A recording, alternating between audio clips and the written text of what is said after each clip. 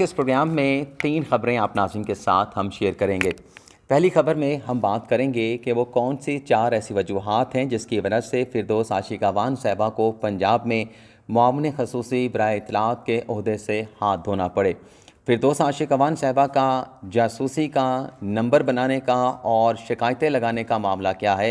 ये तफसीलात भी आप नाज़रीन को बताएंगे। दूसरी खबर में एक खुशखबरी आप नाज़रीन के साथ शेयर करेंगे और खुशखबरी नाज़रीन ये है कि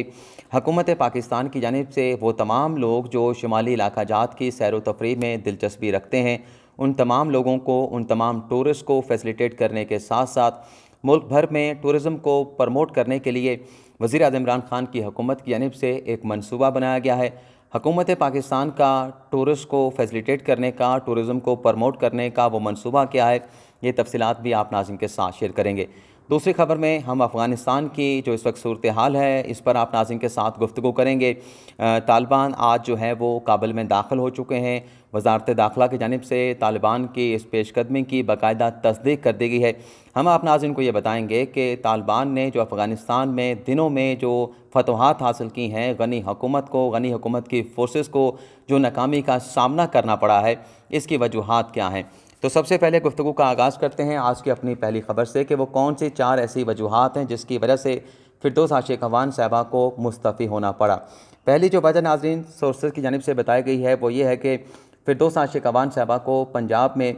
मुआविन ख़ुसूसी बराए इत्तलाआत इसलिए लगाया गया था क्योंकि वज़ीर आला पंजाब उस्मान बुज़दार ये चाहते थे कि पिछले 3 साल में हुकूमत पंजाब की जानिब से तालीम के शोबे में, सेहत के शोबे में जो इक़दामात उठाए गए हैं, उन तमाम इक़दामात को मुआविन ख़ुसूसी बराए इत्तलाआत फिरदौस आशिकावान साहिबा की जानिब से ज़्यादा मीडिया पर उजागर किया जाए। इसके साथ सोर्सेस ये भी बताते हैं कि उस्मान बुज़दार ये भी चाहते थे कि पंजाब के सूबे की तरक्की के लिए जो तरक्याती मंसूबे शुरू किए गए हैं, उन तमाम मंसूबों को भी मीडिया पर हाईलाइट किया जाए। ज़रा ये बताते हैं कि फिरदौस आशिकावान साहिबा ये जो तवक्को उनसे वज़ीर आला पंजाब उस्मान बुज़दार ने लगाई थी, इन तवक्कुआत पे पूरा ना उतर सकें। फिरदौस आशिकावान साहिबा बजाय इसके कि वो पंजाब हुकूमत के मंसूबों को,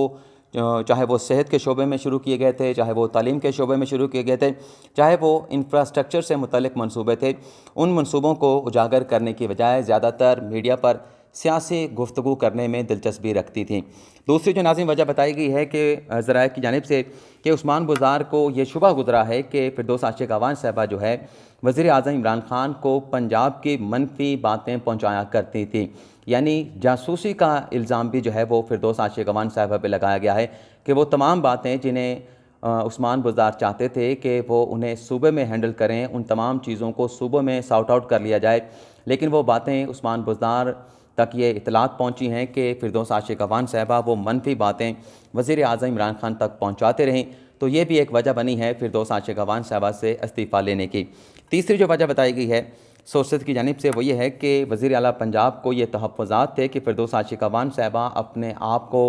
ताकतवर बनाना शुरू हो गई थी। इस हवाले से सोर्सेज ये बताते हैं कि फिरदौस आशिकावान साहिबा जिन्हें ये चाहिए था कि कोई भी मीडिया गुफ्तगू करने से पहले रोज़ाना की बुनियाद पर वो वज़ीर आला पंजाब उस्मान बुज़दार से ब्रीफिंग लेती कि वो आज मीडिया पे जाकर क्या बातें करेंगी, किस किस्म की ब्रीफिंग देंगी। लेकिन फिरदौस आशिकावान साहिबा जो है वो ख़ुद से ये फ़ैसला करती थी कि मीडिया पर उन्होंने कब जाना है, क्या गुफ्तगू करनी है। इस हवाले से किसी किस्म की ब्रीफिंग जो है वो वज़ीर आला पंजाब उस्मान बुज़दार से नहीं लिया करती थी। चौथी जो वजह बताई गई है फिरदौस आशिकावान साहिबा को हटाने की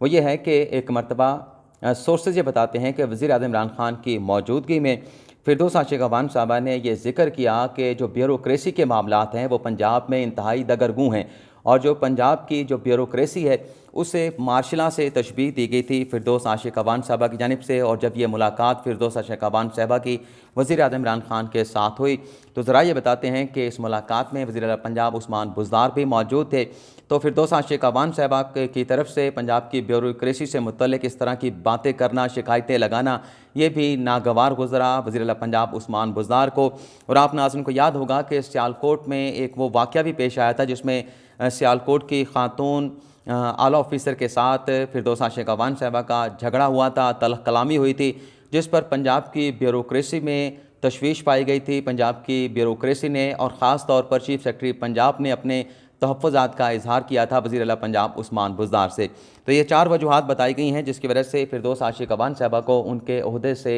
मुस्तफ़ी होना पड़ा, उनसे इस्तीफ़ा तलब किया गया है। ज़राए ने नाज़रीन ये भी बताया है कि 2 अगस्त को बल्कि 1 माह पहले ये फ़ैसला हो चुका था कि फ़िरदौस आशिक़ अवान साहिबा को उनके ओहदे से हटा दिया जाएगा, उनसे इस्तीफ़ा ले लिया जाएगा। और 2 अगस्त को भी ये तय पाया था कि सलीम बलियार जो PS 38 से PTI के टिकट से कामयाब हुए थे, 2 अगस्त को ये फ़ैसला हुआ था कि 9 अगस्त को फ़िरदौस आशिक़ अवान साहिबा उनके साथ प्रेस कॉन्फ्रेंस करेंगी और प्रेस कॉन्फ्रेंस करने के बाद फ़िरदौस आशिक़ अवान साहिबा अपने ओहदे से मुस्ताफ़ी हो जाएंगी। लेकिन 6 अगस्त को इस सारे सूरत हाल को कंट्रोल करने के लिए फ़िरदौस आशिक़ अवान साहिबा की वज़ीर आला पंजाब उस्मान बुज़दार के साथ मुलाकात हुई, लेकिन ज़राए बताते हैं कि उनकी यह मुलाकात उस्मान बुज़दार के साथ नाकाम साबित हुई और इस मुलाकात के बाद फ़िरदौस आशिक़ अवान से वज़ीर आला पंजाब उस्मान बुज़दार ने इस्तीफ़ा मांग लिया और ये कहा गया कि अगर आप मुस्ताफ़ी नहीं होंगी तो फिर दूसरी सूरत में आपको आपके ओहदे से बरतरफ कर दिया जाएगा, आपको जो है ओहदे से हटा दिया जाएगा।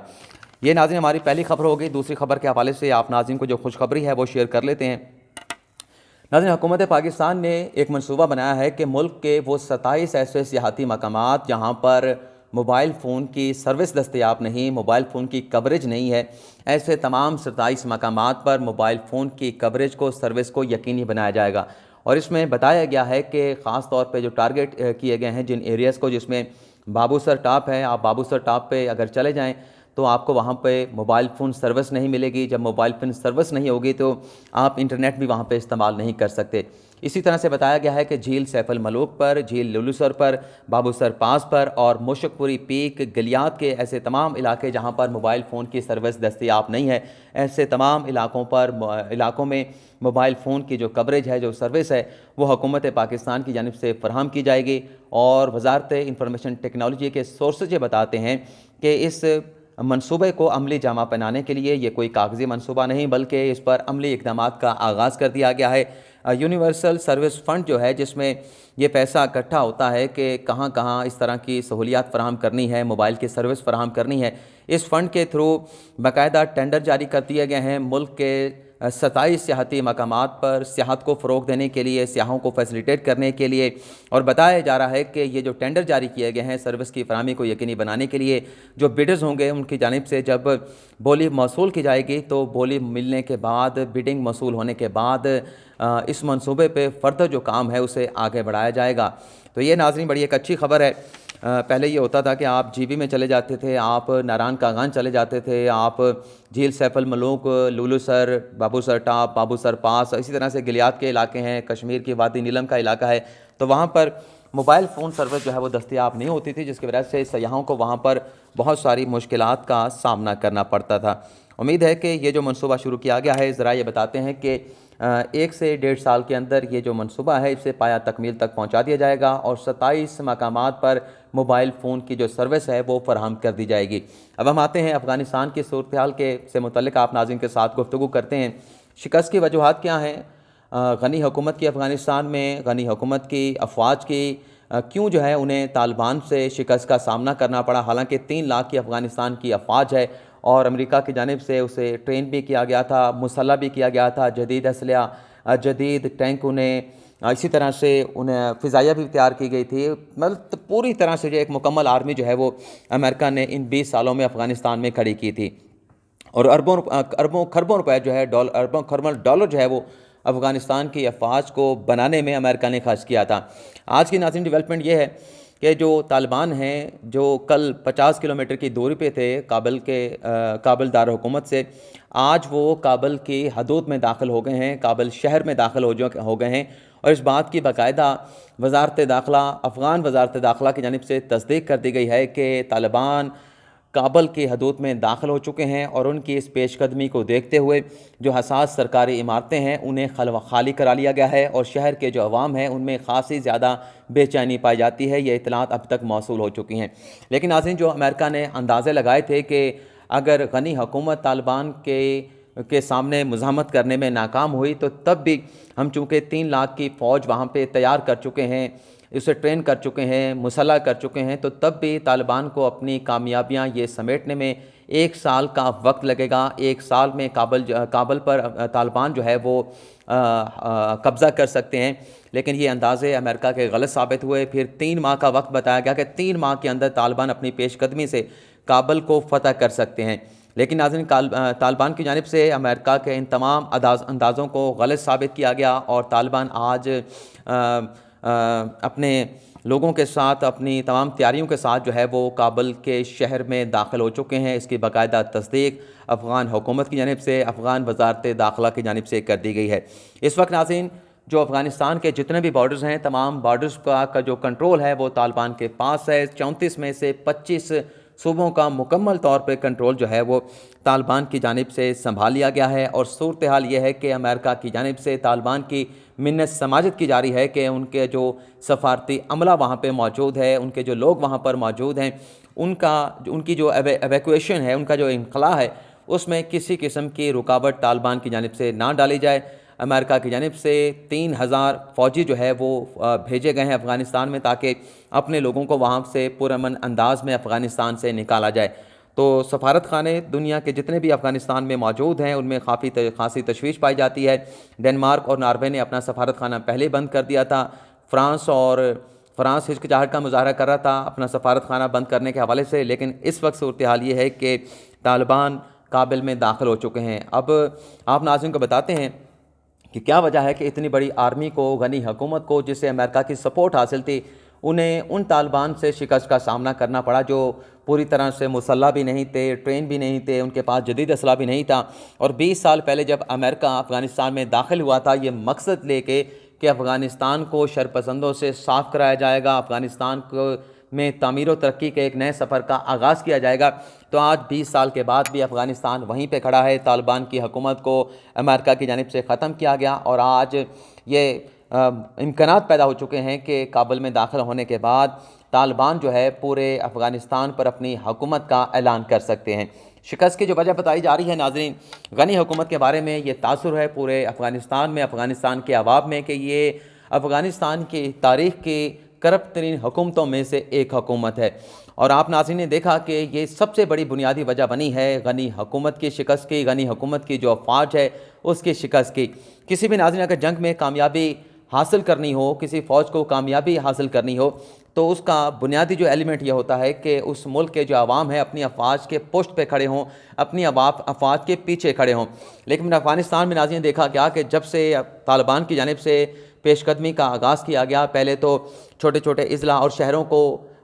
فتح کیا گیا، اس پہ قبضہ کیا گیا اور بعد ازاں بڑی تیزی کے ساتھ افغانستان کے جو طالبان ہیں انہوں نے جو مختلف دارالحکومت تھے مختلف صوبوں کے، ان کی طرف پیش قدمی کی، وہاں پہ قبضہ کیا. تو آج صورتحال یہ ہے کہ افغانستان کی کرپٹ حکومت کی وجہ سے جو عوام ہے وہ نہ اپنی حکومت کی پشت پناہی کر رہے ہیں، نہ افغانستان کے عوام جو ہے اپنی افواج کے پشت پیچھے کھڑے ہیں کہ طالبان کے خلاف وہ اپنی افواج کو سپورٹ کریں. تو یہ ایک بنیادی وجہ ہے کہ جو کرپشن ہے، اور اس سے پچھلے 7 سالوں میں جب سے غنی حکومت جو ہے وہ اقتدار میں رہی افغانستان میں، تو گورننس کے حوالے سے بھی جو تاثر آ رہا تھا وہ انتہائی برا تھا. اور جو مالی معاملات تھے، کرپشن کے بہت زیادہ الیگیشن لگائے جا رہے تھے. اور یہ بھی اطلاعات سامنے آئی ہیں کہ جو 3 لاکھ کی افواج امریکہ کو دکھائی گئی اس میں بھی بہت سارے ایسے فوجی تھے جو گوسٹ بھرتی کیے گئے تھے. ان کی تنخواہیں کوئی اور نہیں بلکہ افغان حکومت کے اندر لوگ جو تھے وہ امریکہ سے تنخواہیں لے کے اپنی جیبوں میں ڈالتے رہے. تو یہ ناظرین بڑی دلچسپ صورتحال تو نہیں کہہ سکتے، ایک بڑی کروشل صورتحال ہے کہ طالبان آج 20 سال کے بعد دوبارہ سے افغانستان پر مکمل طور پہ قابض ہونے جا رہے ہیں. اگر کابل پہ قبضہ ہو جاتا ہے تو اس کے بعد باقی جو علاقے رہ گئے ہیں ان پر بھی کامیابی حاصل کرنا طالبان کے لیے مشکل نہیں ہوگا. چوتھا جو افغانستان کا شہر ہے مزار شریف، اس پہ بھی طالبان نے قبضہ کر لیا ہے. رشید دوستم جو بڑی مزاحمت کے حوالے سے مشہور تھے کہ وہ طالبان کو بڑا ٹف ٹائم دیں گے، وہ بھی ملک چھوڑ کے جو ہے وہ چلے گئے ہیں. اور یہ بتایا گیا ہے رشید دوستم کی جانب سے کہ افغان حکومت کی جانب سے، افغان آرمی کی جانب سے جس طرح سے وہاں پہ سرنڈر کیا گیا طالبان کے سامنے، اور یہ الزام لگایا گیا رشید دوستم اور سابق گورنر مزار شریف کی جانب سے کہ غنی حکومت کی جانب سے انہیں پھنسوانے کا، طالبان کے ہاتھوں مروانے کا یہ منصوبہ بنایا گیا تھا، لیکن ہم خوش قسمتی سے افغانستان سے فرار ہونے میں کامیاب ہو گئے۔ یہ مزار شریف کے سابق جو گورنر تھے ان کی جانب سے باقاعدہ سوشل میڈیا پہ ٹویٹ کیا گیا ہے۔ یہ ناظرین صورتحال آپ ناظرین کے سامنے جو ہے ہم نے رکھ دی ہے۔ اب دیکھتے ہیں کہ جب تک یہ ویڈیو آپ ناظرین دیکھیں گے جس طرح سے تیزی کے ساتھ افغانستان کی صورتحال تبدیل ہو رہی ہے، ہو سکتا ہے کہ یہ ویڈیو پبلک ہونے تک افغانستان کی جو صورتحال ہے اس میں کچھ نئی تبدیلی جو ہے وہ آ چکی ہو۔ تو آپ ناظرین سے اجازت چاہیں گے۔ اللہ حافظ۔